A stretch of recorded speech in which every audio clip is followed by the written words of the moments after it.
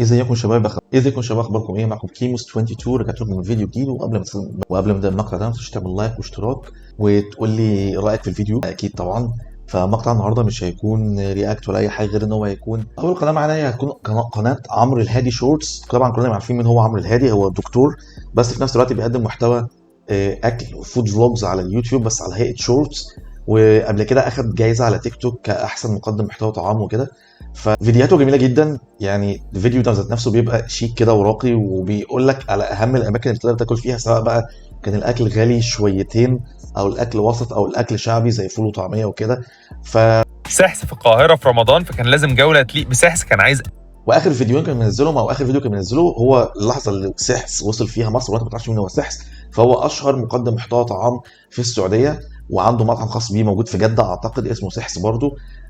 فكان اخدوا جوله كده في المعز واكلوا اكل مصري شعبي الى اخره، حمام وفطير ومحاشي.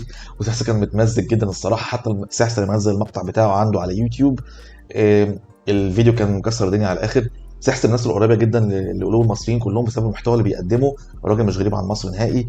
فده كان بالنسبه لعمرو عبد الهادي. قولوا لي رايكم فيه، تقيموه كام من 10 تحت. انا بالنسبه لي اديله 8.5 من 10. هو راجل شيك جدا وراقي. ندخل على اللي بعده. رقم 2 معانا هيكون منعش. لو انت ما تعرفش مين هو منعش، فهو مقدم محتوى طعام محترم جدا وراقي جدا موجود على يوتيوب.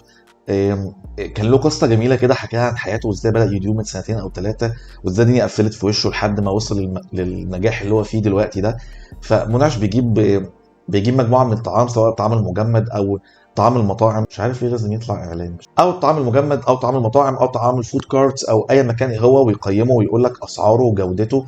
الراجل ما بيكذبش خالص في الفيديوهات بتاعته، بيقول لك التجربه بتاعته بنسبه 100% حقيقيه او فيك. ما بياخدش سبونسرز الا قليل، ولو خد اي سبونسر من اي مطعم او اي مكان بيقدم اكل بيقول في اول الفيديو: يا جماعه الفيديو ده السبونسر بتاعه 1 2 3.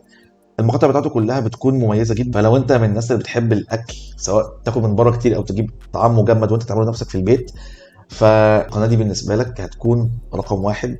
اما لو بتحب الفلوجات السريعه زي اللي قبل كده، فهتكون قناه عمرو على الهادي. عمرو على الهادي عامه. لينك قناه عمرو عبد الهادي ومنعش هسيبه تحت في البين كومنت. وقول لي تحت بتقيم منعش كام من 10. انا اديله 8 من 10 عشان جوده المونتاج بتاعته جامده جدا ورهيبه. ندخل على رقم ثلاثة، وده مفاجأة. رقم ثلاثة هيكون معانا حبيب الشعب المصري كله، هو أمين شيكو. لو أنت مش عارف مين هو أمين شيكو، أمين شيكو ده كان عنده عربية قهوة. أمين شيكو كان عنده عربية قهوة، طلع في فيديو من قيمة سنتين أو 3 سنين تقريبا على قناة، على موقع صدى البلد، إن هو عنده عربية قهوة وبيعمل فيها قهوة، بس البلدية بتيجي تاخد، إذا كنتوا عارفين بقى البلدية في مصر كل شوية تيجي تاخد العربية من الناس. فالفيديو طلع ترند ان هو شاب مصري وبيدرس في كليه ليها مصاريف خاصه غير الكورسات، غير ان هو خاطب اصلا وعنده اخوات برضه. فهو كل اللي كان طالبه ان هو كان حد يشتري له محل يبقى بعيد عن زحمه الشارع، وفي نفس الوقت بعيد عن البلديه كل شويه تيجي تاخد العربيه بتاعته. يوم ربنا الفيديو يطلع ترند. وامين شيكو النهارده عنده مليون سبسكرايبر على يوتيوب، غير انه اكونت التيك توك بتاعه كان وصل 2 مليون قبل ما يتسرق.